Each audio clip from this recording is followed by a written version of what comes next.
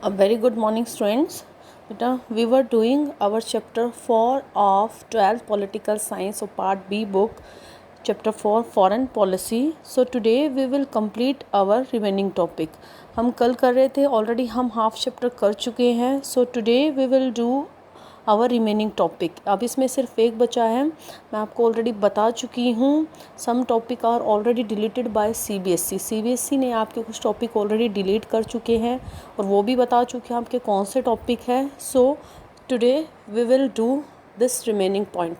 आज हम जो ये जो टॉपिक बचा आज हम उसको डिस्कस करेंगे. Then your chapter be completed.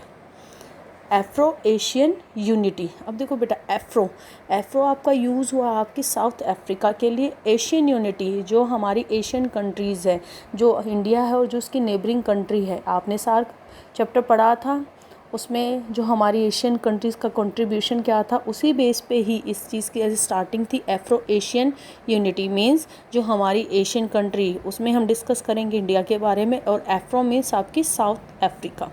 Okay. Nehru era marked establishment of contacts between India and other newly independent states in Asia and Africa. अब देखो नेहरू एरा आफ्टर इंडिपेंडेंस, आप देखते हो कि जो हमारे फर्स्ट प्राइम मिनिस्टर हमारे कौन थे, mister Pandit Jawaharlal Nehru.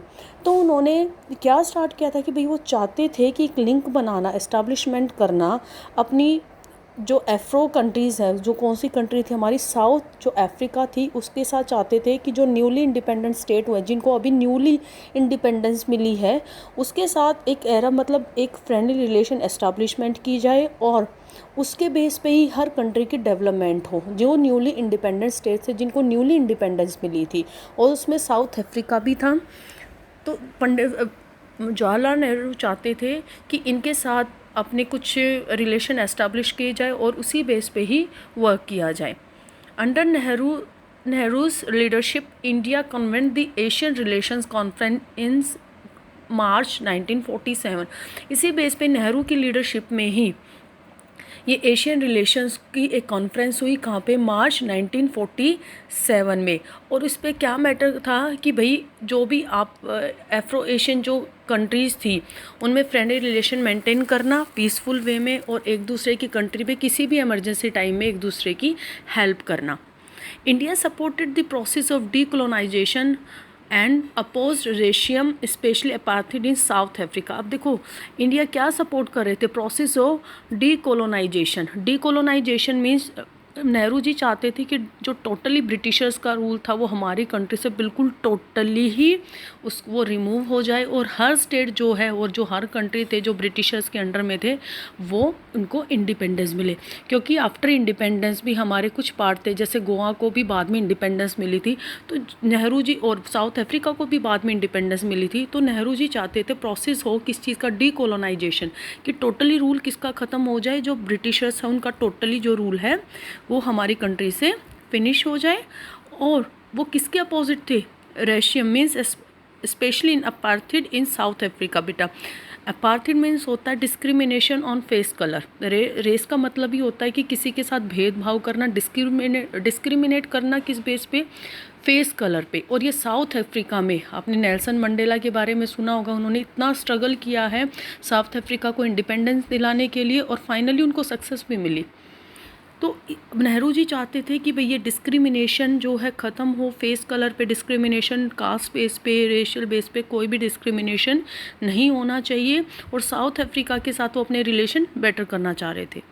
Next, the Afro Asian conference held in the Indonesia city of Bandung in 1955.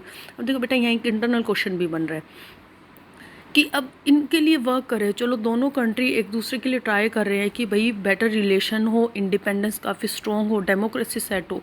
तो इनके लिए अगर वो चाहते हैं कि बात हो तो उसके लिए ऑब्वियसली कॉन्फ्रेंस हेल्ड होगी, कॉन्फ्रेंस करनी होगी. तो कॉन्फ्रेंस कहाँ इन्होंने की? इंडिया की तरफ से और साउथ अफ्रीका की तरफ से. वो हुई इंडोनेशिया में. कहाँ पे? City of Bandung. And Indonesia की सिटी थी बैंडंग, और किस ईयर में हुई? 1955. और इसी कॉन्फ्रेंस को नाम दिया गया था Bandung conference. Okay. And mark in establishment of the NAM. और इन्होंने मिलकर किस चीज़ पे फोकस किया? जो एफ्रो एशियन जो कंट्रीज़ थी, यूनिटी थी, किस पे वर्क किया? NAM means non alignment movement. आपको ऑलरेडी पता है, ये क्वेश्चंस भी आप कर चुके हो। Then last point, the first summit of the NAM was held in Belgrade in सितंबर 1961 में। और अब आगे वर्क किस चीज़ पे किया भाई, ठीक है, रिलेशन अच्छे हो गए, एफ्रो एशियन यूनिटी ने डिस्क्रिमिनेशन को फिनिश किया, फाइनली उन्होंने इंडिपेंडेंस सेट की, डेमोक्रेसी सेट की। अब आगे उस नैम पे भी वर्क करना था, जो इन्होंने अपनी पॉलिसी बनाई नॉन अलाइनमेंट मूवमेंट की इस यूनिटी ने। तो इसके लिए कहाँ फर्स्ट समिट कहाँ हुआ? The first summit of the NAM was held in Belgrade in सितंबर 1961। ये इंटरनल क्वेश्चंस भी आ जाते बेटा कि कहाँ पे जो नैम की फर्स्ट जो समिट था कहाँ पे हुआ था? इन बेलग्रेड इन सितंबर 1961। ओके, सो on the basis of the all videos, prepare your internal question answer and also make a doubt page also। अपना डाउट पेज बनाओ, सारी वीडियोस दोबारा चेक करो, उनको अच्छे से रिवाइज करो और अपना डाउट पेज बनाओ। Okay, and revision for your PT